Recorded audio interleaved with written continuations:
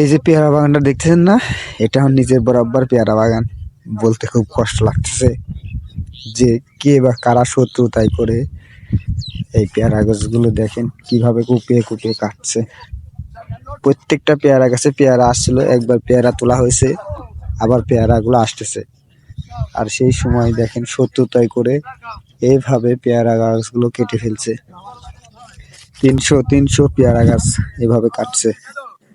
আমার বলতে অনেক কষ্ট হচ্ছে যে এত সুন্দর সুন্দর পেয়ারা গাছগুলো এভাবে যে কাটতে পারে। আমার কথা, যে তোমার শত্রুতায় আছে, তুমি তুমি এসে আমাকে দুটা চর মারো বা মানুষের সামনে তুমি অপমান করো, মারো কাটো, সেটা গায়ে শোবে, কিন্তু এই যে হওয়া গাছগুলো মনে করেন যে ছেলে, এটা পেয়ারা আসছে দেখছেন, ছেলেটা আমার হয়েছে, সেই ছেলেটাকে আমি লালন পালন করে কেবলেই মনে করেন যে সুস্থতা নিয়ে আসছে। আর সেই ছেলেটাকে যদি এভাবে মারা হয় তাহলে পরে তার ভিতরে কি অবস্থা হতে পারে তা বলতে পারবেন?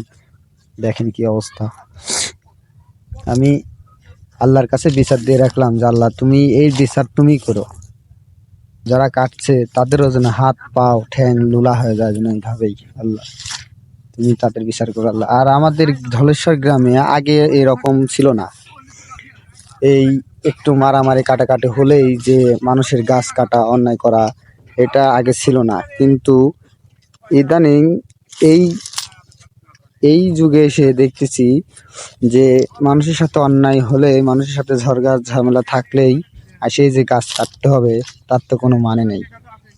300 পেয়ারা গাছ ছিল ওই বাগানে, 300 পেয়ারা গাছ মানে 300 পেয়ারা চারা কেটে ফেলছে। আর বাগানটা অনেক বড়, কিন্তু এক কোনায় থেকে 300 পেয়ারা গাছ কেটে ফেলছে।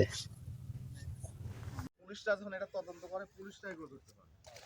আমরা এটা করি দেই, কিছুজন প্রচার হলে পরে পুলিশের সামনে যায়, ওরা এই বড় মনে করেন জেলা পর্যায়ে ওরা এই জিনিসগুলো সামনে যায়। তখন এই মামলাটা তখন ওরা হাত দেয়, ওরা তো মামলা করে নেই, এরা মামলা করে না, মামলা করতে চাচ্ছে না। যখন আমরা ভাইরাল করার পর, মামা ধর মামলা করে দিবি, আমরা ভাইরাল করার পর তখন ওই মামলাটা অ্যাকশন বেশি হচ্ছে।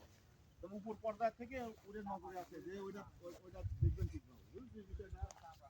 ওরা তো মামলাই করে না, ভিডিও ভিডিও দেখা যাচ্ছে 60 লাখ মানুষ, ওরা তো মামলাই করে নাই। তাহলে এরকম নামাজ করতে মামলা একটা অভিযোগ করলে আসে না, এই কাছে পারবি না।